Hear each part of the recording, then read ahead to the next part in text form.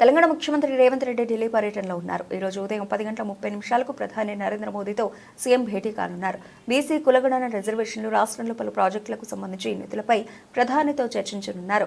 అలాగే ఎస్ఎల్బీసీ ప్రమాదాన్ని పూర్తిస్థాయిలో ప్రధానికి వివరించనున్నారు. ఇటీవల ఎస్ఎల్బీసీ ప్రమాదంపై మోదీతో సీఎం రేవంత్ ఫోన్లో మాట్లాడిన విషయం తెలిసిందే. ప్రధానమంత్రి కార్యాలయం నుంచి అపాయింట్మెంట్ సమాచారం రావడంతో మంగళవారం రాత్రి సీఎం రేవంత్ రెడ్డి ఢిల్లీ చేరుకున్నారు. గత ఏడాది జూలైలో ప్రధానితో భేటీ అయిన రేవంత్ దాదాపు 6 నెలల తర్వాత మళ్లీ సమావేశమవుతున్నారు. నేటి భేటీలో మూసీ సుందరీకరణ, శంషాబాద్ ఎయిర్పోర్ట్ వరకు మెట్రో రైల్ ప్రాజెక్ట్, అలాగే రింగ్ రోడ్డు నిర్మాణాన్ని వేగంగా ముందుకు తీసుకెళ్లడం లాంటి విషయాలు చర్చించనున్నారు. అలానే విభజన చట్టంలోని వివిధ పెండింగ్ సమస్యలను ప్రధానికి సీఎం విన్నవించనున్నట్లు తెలుస్తోంది. ఢిల్లీ పర్యటనలో భాగంగా పలువురు కేంద్ర మంత్రులను కూడా సీఎం రేవంత్ రెడ్డి కలిసే అవకాశం ఉంది.